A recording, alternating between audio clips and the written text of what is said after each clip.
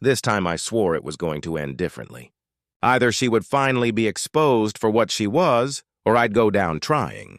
But deep in my gut, I knew the only one falling was her. This is the story of how the most arrogant HOA president in our community tried to invade my life, and how one carefully planned trap turned her entire world upside down. It all began on a Tuesday evening 2 weeks ago when the HOA meeting room buzzed under the bright fluorescent lights.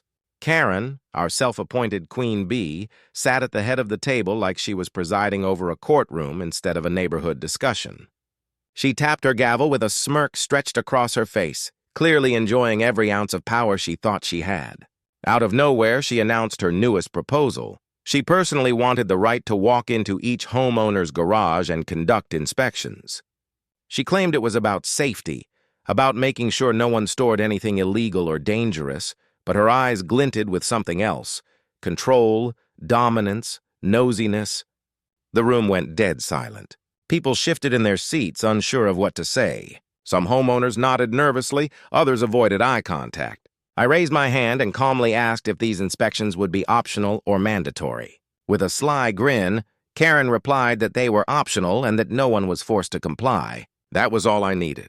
I looked her straight in the eyes and said firmly that I did not consent. My voice echoed in the quiet room.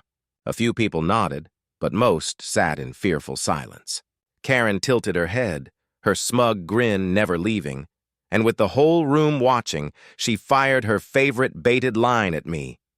"If you have nothing to hide, why not let us inspect?" I didn't flinch. I shook my head again and repeated that my answer was no. Her lips pressed into a tight line. She banged her gavel like she had the final word, and then moved on. But as her eyes lingered on me with that sharp glare before she sat down, I knew this wasn't over. That night I didn't sleep well. Something about her tone, her stare, her hunger for control stuck in my mind. And soon my fears became reality.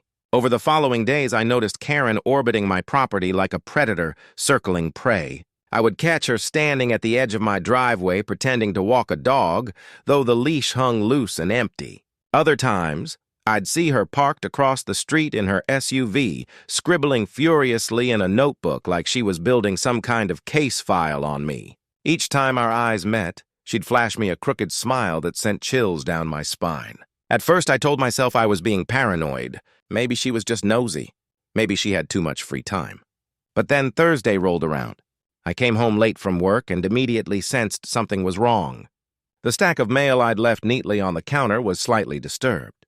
A chair was moved just a few inches off from where I had left it.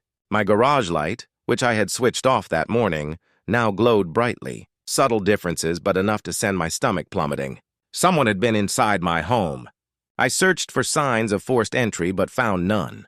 That narrowed my suspicion down to one person: Karen. Later that evening, when I went to check the mailbox, I saw her. She looked me dead in the eyes, raised her chipped fingernails in a slow little wave, and smiled like a cat who had just swallowed a canary. She didn't say a word, just sauntered back toward her house. My blood boiled. The next Thursday, the same thing happened. This time, my tools in the garage had been rearranged. My suspicion hardened into certainty. She was targeting Thursdays because she knew I worked late. This wasn't paranoia. This was a calculated pattern. I wanted to scream, to confront her right there in the street, but without proof, I would only look like the unhinged neighbor yelling at the HOA president. And that was exactly what she wanted. So I decided to outsmart her. If she wanted to play games inside my house, then I would set the rules of the board. That was when the plan began forming in my head. The following Thursday, I staged my exit. I left for work early, but instead of heading to the office, I slipped into my neighbor Mrs. Adler's living room 2 houses down. She had a perfect view of my driveway and front porch, and she was more than happy to help after seeing Karen's antics herself. I told her to keep her phone ready to record. My heart pounded as I crouched behind her blinds. Every minute felt like an hour, but I was locked in. This was the day Karen was going down. The trap I set was simple but brutal. In my garage, I had a 5-gallon bucket of bright blue paint. I mixed into it a revolting cocktail of sour milk, vinegar, and raw eggs until the stench was unbearable. I rigged the bucket above my front door with a thin string stretched across my welcome mat. One step past it, and the string would snap, sending the bucket crashing down in one glorious splash. It was a gamble, but one I was willing to take. The morning dragged. My nerves were electric.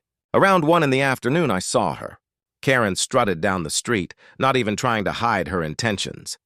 She looked over her shoulder, checked my supposedly empty driveway, then marched right up to my porch like she owned the place. And then my blood froze. She pulled a key out of her pocket. A key to my home.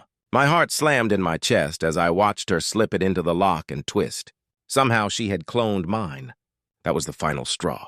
The moment she pushed the door open, the thread snapped and the trap was sprung. The bucket tipped. There was a deafening splash followed by the most satisfying shriek I had ever heard. Karen stumbled backward, her hair, face, and pristine white blouse drenched in thick blue paint. The sour stench hit instantly, a nauseating cloud of rot and vinegar. She gagged, flailing her arms wildly as the neighbors peeked out their windows. Phones were raised. Cameras flashed.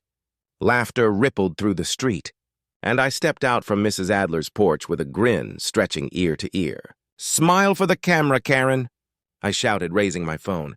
Beside me, Adler was cackling with uncontainable delight.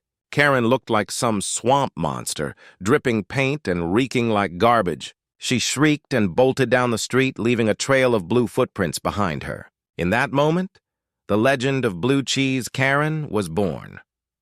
Karen's defeat in court should have been the end, but she couldn't stop herself from stirring more chaos. Even banned from the HOA, she tried sneaking influence through her old allies, only to be laughed at because no one wanted to be linked with Blue Cheese Karen.